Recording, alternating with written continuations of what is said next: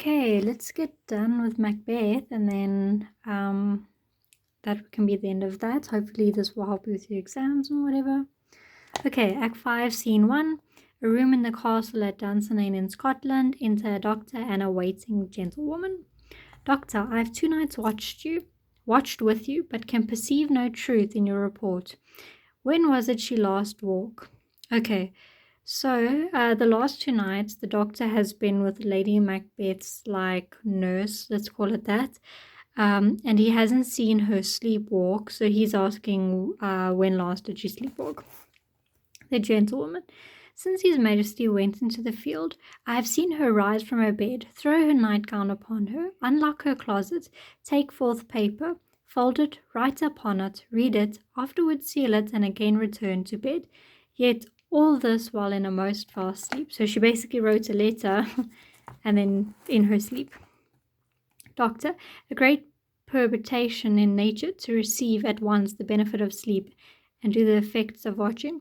In the slumbery agitation besides her, walking and other actual performances, what at any time have you heard her say? Gentlewoman, that, sir, which I will not report after her. So she's saying, I'm not going to tell you. Doctor, you may to me, and 'tis most meet you should. You can tell me, and you probably should. Gentlewoman, neither to you nor anyone, having no witness to confirm my speech, not having to say anything without proof. Enter Lady Macbeth with a candle. Lo you, here she comes, this is her very guise, and upon my life fast asleep, observe her, stand close. Doctor, how came she by that light? Gentlewoman, why, it stood by her, she has lit it by her continually, 'tis her command, so she always has the candle next to her alight. Doctor, you see, her eyes are open. Gentlewoman, aye, but their senses shut. So the doctor's saying, but she's awake, her eyes are open, and the gentlewoman's going, but she's not understanding anything around her. So they're open, but they're not working. Doctor, what is it she does now? Look how she rubs her hands. Gentlewoman, it is an accustomed action with her to seem thus washing her hands. I have known her to continue this in a quarter of an hour. Lady Macbeth, yet here's a spot. Okay, so Lady Macbeth is obviously still sleepwalking, and she's saying there's a spot on her hand.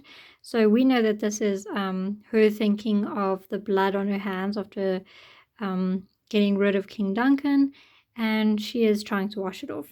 Doctor, hark, she speaks. I will set down what comes from her to satisfy my remembrance the more strongly. So he's going to write down what she says so that he can remember it. Okay. Lady Macbeth, out, damned spot, out I say, 1, 2, why, then 'tis time to do it. Hell is murky, fie, my lord, fie, a soldier and a feared. What need we? Fear who knows it, when none can call our power to account. Yet who would have thought the old man to have had so much blood in him? So she was saying, there's a lot of blood. Doctor, do you mark that? And he was saying, do you know what she's saying? Lady Macbeth, the Thane of Fife had a wife. Where is she now? What? Will these hands never be clean? No more that, my lord, no more that. You mar all with this starting. Doctor, go to. You have known what you should not.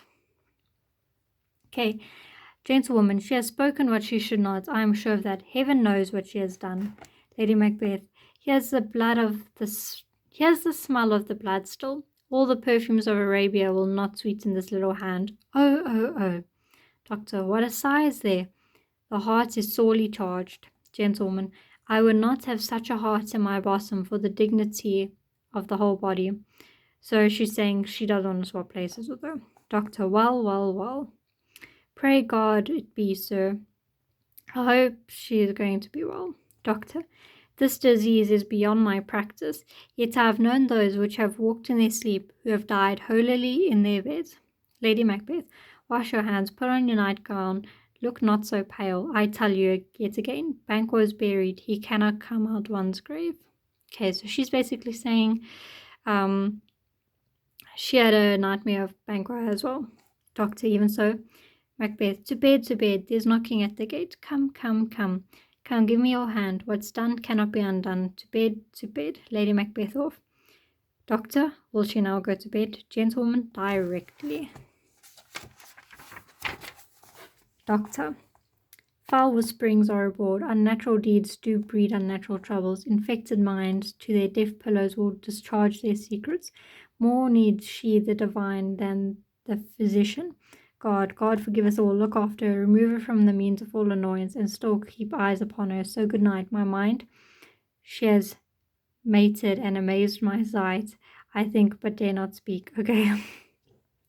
She has very much surprised the doctor, and he's basically saying, I can't help her because she's not sick. This is like a mental thing.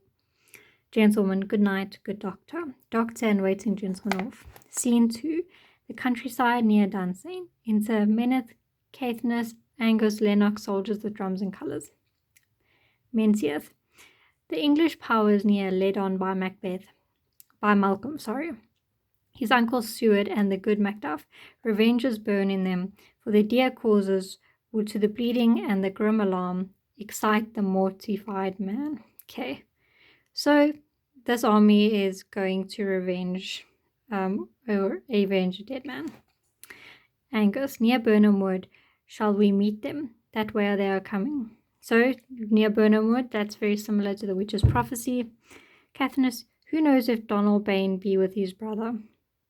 Lennox, for certain, so he is not. I've a file of all the gentry.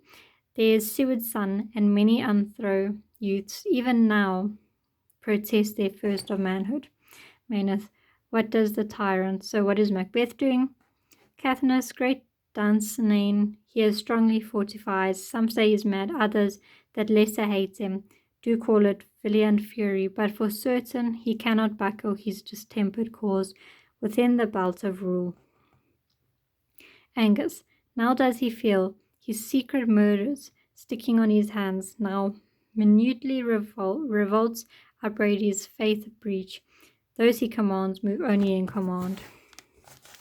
Okay, so I'm sure you can gather that they know that Macbeth has done these murders. Nothing in love. Now does he feel his title hang loose about him like a giant's robe upon a dwarfish thief. Menteith, who then shall blame his pestered senses to recoil and start, when all that is within him does condemn itself for being there? Caithness, well, march on, to give obedience where it is truly owed. Meet we the medicine of the sickly wheel, and with him pour we in our country's purge each drop of us. Lennox, or so much as it needs, to do the sovereign power and drown the weeds, make we our march towards Burnham. Off marching. Scene 3. A room in the castle at Dunsinane in Scotland. Enter Macbeth, doctor and attendants. Macbeth, bring me no more reports, let them fly all. Till Burnham Wood remove to Dunsinane, I cannot taint with fear. So he's saying, you can give me any news, basically. He doesn't fear anything, because the only time he'll fear anything is when the Burnham Wood comes closer to his castle. What's the boy, Malcolm? Was he not born of a woman? That spirits that know all mortal consequences have pronounced me thus. Fear not, Macbeth, no man that's born of woman shall ever have the power upon thee. Then fly, false stains, and mingle with the English epictures. The mind I swear by and the heart I bear shall never sag with doubt, nor shake with fear. A servant enters. The devil damn thee, black, the cream-faced loon, where got's those goose look? So he's pale with fear. The devil has basically made you dark. Why do you look so scared? So he's like, you can see the fear, which is the darkness that Macbeth is seeing. Servant, there's 10,000 army. Macbeth, geese villain. Servant, soldiers, sir. Go prick thy face and overread thy fear. So you're saying, go get colour. Though lily-livered boy, what soldiers patch, death of thy soul. Those linen cheeks of thine are counsellors to fear. Watch soldiers, wear mace. Servant, the English force, so please you. Macbeth, take thy face hence. Servant off. Senton, brooding, I am sick at heart. When I behold Senton, I say, this push will cheer me ever, or deceit me now. I have lived long enough. My way of life is fallen to the sea of the yellow leaf, and that which should accompany old age, as honour, love, obedience, troops of friends, must not look to have, but in their stead, curses not loud but deep, mouth honour, breath which the poor heart would fain deny and dare not. Senton. Sir, Sensen enters. Sentence. What's your gracious pleasure?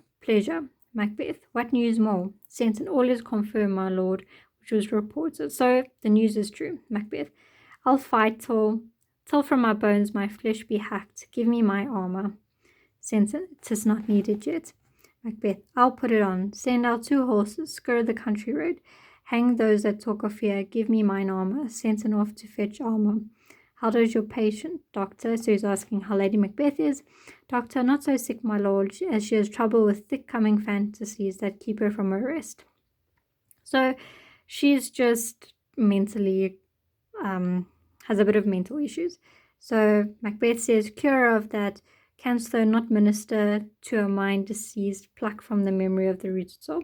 Can't you fix her and give her something to get better? Or to forget what she's thinking about? Raise out the written troubles of the brain, and with some sweet, oblivious antidote, cleanse the stuff bosom of that perilous stuff which weighs upon the heart.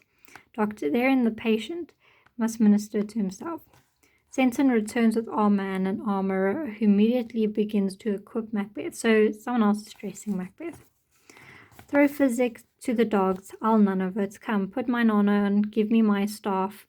Sensen, send out, doctor, the thanes fly from me. Come, so dispatch, if thou couldst. Doctor, cast the water of my hand, find her disease, and purge it to a sound and pristine health. I would applaud thee to the very echo that should applaud again. Pull it off, I say. What whereabout chyme or what purgative drug would scour these English heads? Hearest thou of them? Doctor, I, my good lord, your royal preparation makes us hear something. Macbeth, bring it after me. I will not be afraid of death and pain till Burnham Forest come to Dunsane. Macbeth off. Stanton follows with armor. Doctor, were I from Dunsane away clear, profit to gain should hardly draw me here. So he is never coming back. Doctor goes. Scene 4. Countryside with a view of Burnham Wood. Enter Malcolm, Seward, Macduff, Seward's son, Menteith, Caithness, Angus, Lennox, Ross, and soldiers marching with drums and colours. Malcolm, cousins, I hope. The days are near at hand that chambers will be safe. Meneth, we doubted nothing. Seward, what wood is this before us? Menteith, the wood of Burnham. Malcolm, let every soldier draw upon him a bow, and bear it before him. Thereby shall we shadow the numbers of our host, and make discovery in it reporters. So what they're saying is, each cut down a branch of the trees of the Burnham wood, and use it to disguise yourselves, so that the number of people we have in our army cannot be known, and also so that it's kind of like camouflage. Now that's important because remember, the witch's prophecy says when the forest comes to the castle, then Macbeth needs to start worrying. And he was like, but trees can't walk, so that's not going to be a problem. Soldier, it shall be done. Seward, we learn no other but the confident tyrant, keep still in Dunsinane, and will endure our setting down before it. Malcolm, 'tis his main hope. For where there is an advantage to be given, both more and less have given him the revolt, and none serve with him but constraints at things whose hearts are absent too. Macduff, let our just censures attend the true event, and put we on industrious soldiership. Seward, the time approaches that will with due decision make us know what we shall say we have and what we owe. Thoughts speculative they unsure hopes relate, but certain issue strokes must articulate, towards which advance the war. Off marching. Scene 5. A courtyard inside the castle at Dunsinane in Scotland. Enter Macbeth, Sensen, and soldiers with drums and colours. Macbeth, hang out our banners on the outward walls. The cry is still they come. Our castle's strength will laugh a siege to scorn. Here let them lie till famine and the ague eat them up.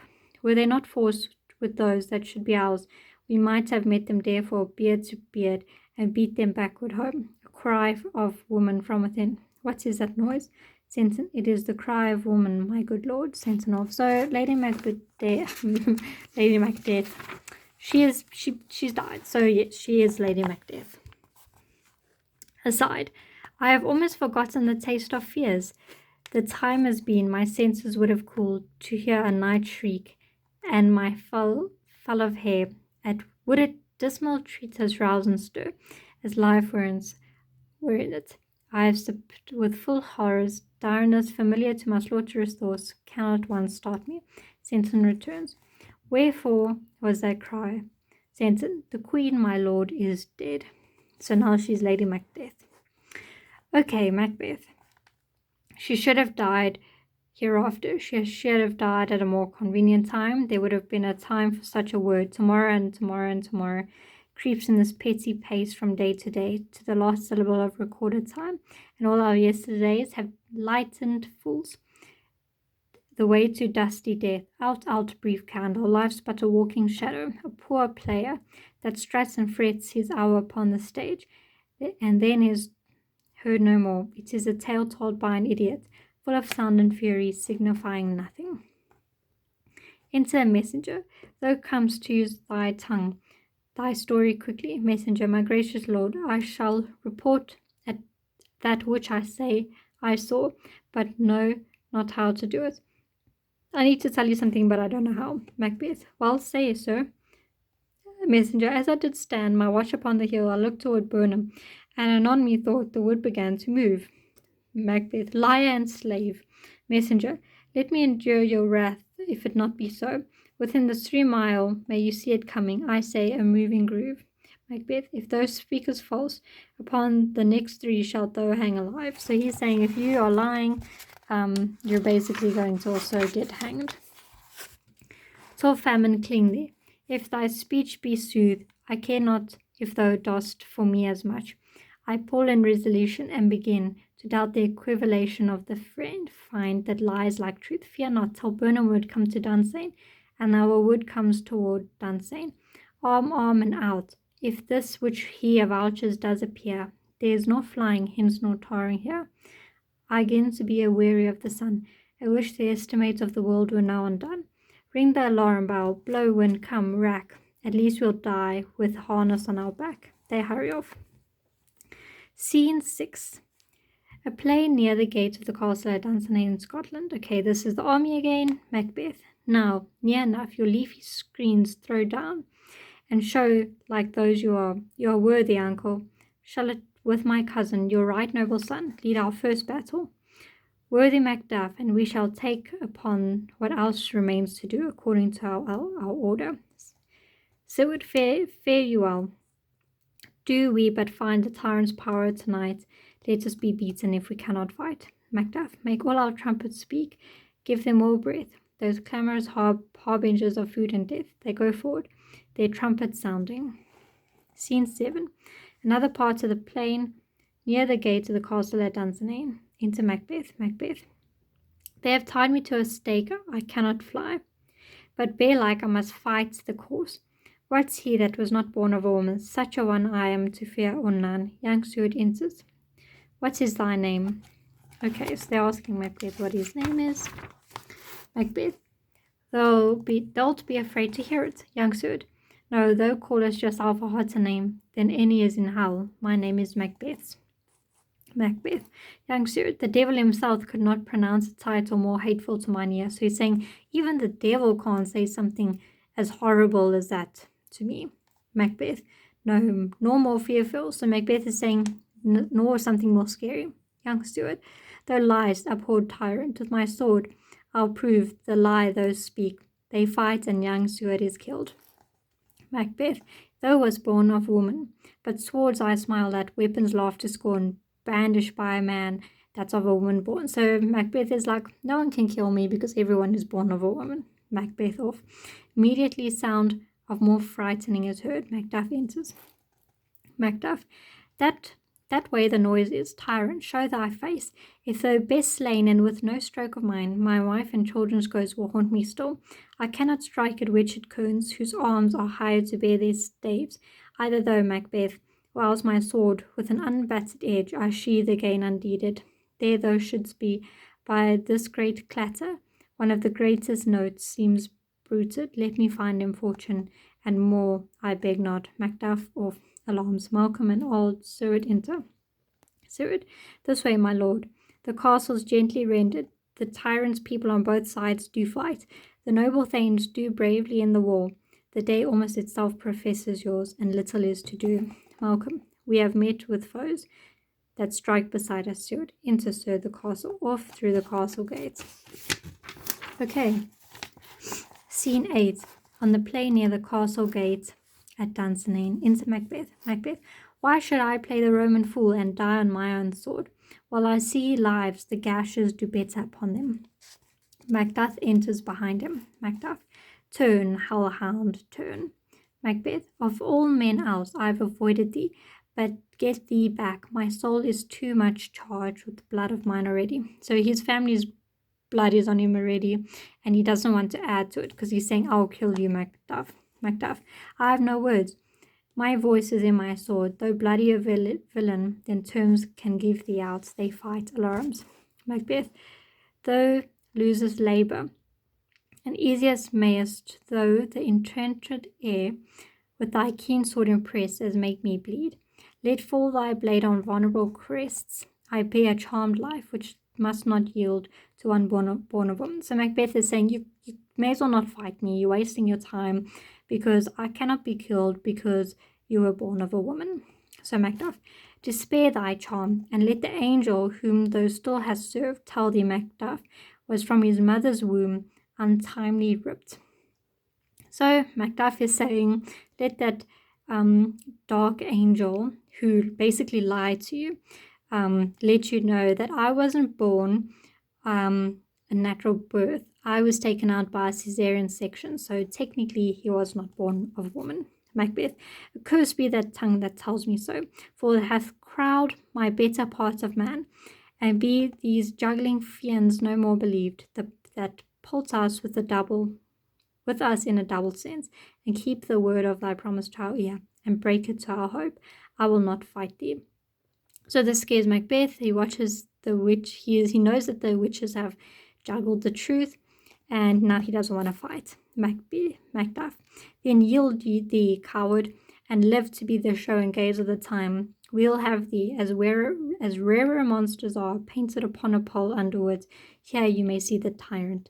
So surrender if you won't fight, but it will make a mockery of you. Macbeth, I will not yield to kiss the ground before young Malcolm's feet, and to be baited with the rabble's course. Though Burnham would come to Dunsinane, and though opposed, being of no woman born, yet I'll try the last before my body, and I throw my warlike shield. Lay on, Macduff, and damned be him that first cries, hold, enough, off fighting alarms, re-enter fighting, and Macbeth is killed. Scene 9, inside the castle at Dunsinane. Retreat and flourish. Into Malcolm, Seward, Ross, Thanes, and soldiers with drums and colours. Malcolm, I would the friends we miss were safe derived. Seward, some must go off, and yet by these I see so great a day as this is cheaply brought. Malcolm, Macduff is missing, and your noble son. Ross, your son, my lord, has paid his soldier's debt. He only lived but till he was a man, which no sooner had his prowess confirmed in the unshrinking station where he fought, but like a man he died. Seward, then is he dead? Ross, aye, and brought off the field. Your cause of sorrow must not be measured by his worth, for then it hath no worth. Seward, had he his hurts before? Did he die bravely? Ross, aye, in the front. Seward, why then, God's soldier be he. Had I as many songs as I have hairs, I would not wish them to a fairer death, and so his kneel is knolled. Malcolm, he's worth more sorrow, and that will spend for him. Seward, he's worth no more. Then they say he parted well and paid his score, and so God be with him. Here comes a newer comfort. Into Macduff with Macbeth's head on a pole. Macduff, hail, king, for so thou art. Behold, where stands this unsuperior's cursed head. The time is free. I see thee compassed with thy kingdom's pearl, that speak my salutation in their minds, whose voices I desire how loud be with mine. Or hail, King of Scotland, or hail, King of Scotland. Flourish, Malcolm. Okay, so Malcolm is now the King of Scotland. We shall not spend a large expense of time before we reckon with your several loves, and make us even with you. My thanes and kingsmen henceforth be earls, the first that ever Scotland in such an honour named. What's more to do, which would be planted newly with the time, is calling home our exiled friends abroad, that fled the snares of watchful tyranny. producing forth the cruel ministers of this dead butcher and his fiend-like queen, two as a thought by self and violent hands took off her life. This and what needful hours that calls upon us by the grace of grace we will perform in measure, time and place. So thanks to all at once and to each one whom we invite to see us crowned at scone. Flourish, they march off. Okay. So they basically saying that Lady Macbeth offed herself, and that now they're going to crown Malcolm because he is the new king. And that is the end of that.